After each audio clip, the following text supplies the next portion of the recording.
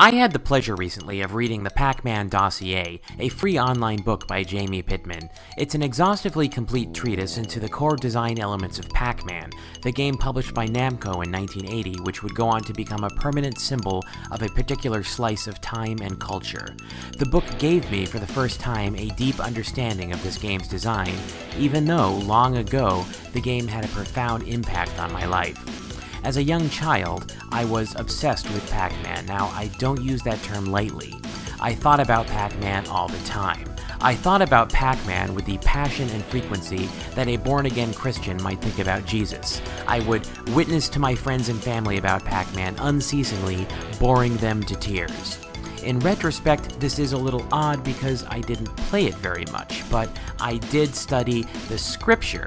Unlike the careful reverse engineering found in Pittman's work, the many strategy guides contemporaneous with the game were more like tomes of hermetic arcana, detailing intricate rune-like patterns which an adept could memorize in order to unlock Pac-Man's deepest mysteries, or anyway, get you to the 10th port or so.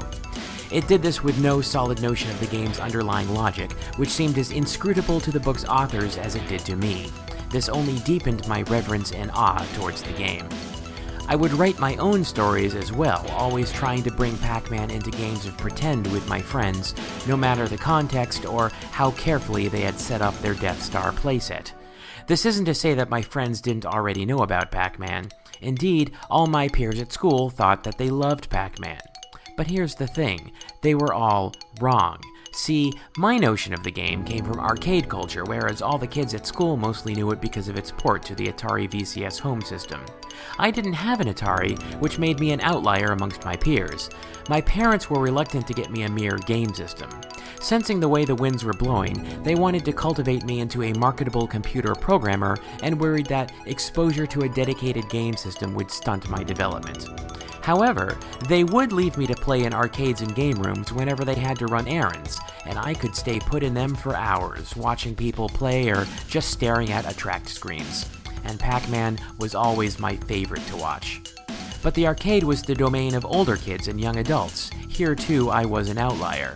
So my peers, knowing no better, insisted that they loved Atari Pac-Man even though it stunk.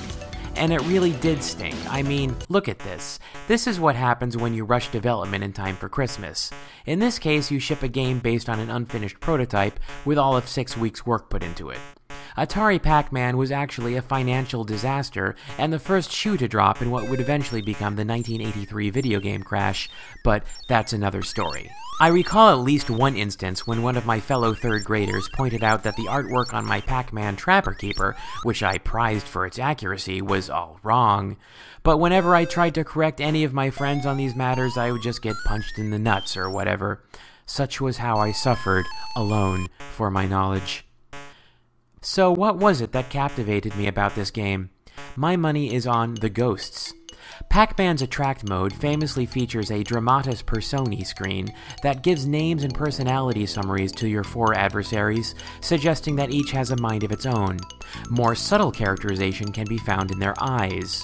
Where your typical Space Invader has a blank stare, the Pac-Man ghosts have large, expressive blue eyes. The animation of simply looking where they were going brought these characters to life in a way not seen in any previous video game. When you eat a power pill, these eyes contract to featureless red pinpricks as if the ghosts are temporarily drained of will while they stumble apathetically around the playfield. Eating a ghost brings back the colorful eyes, but in a macabre way, no longer attached to their body. They race around the maze like a confused Egyptian Ba, scattering in a lost panic around Pac-Man's material plane before returning to the central pen to recorporealize. In 1980, without any explicit storyline, this bespoke a complete cartoon cosmology of life, death, and rebirth. It gripped me tighter than anything I was told in church.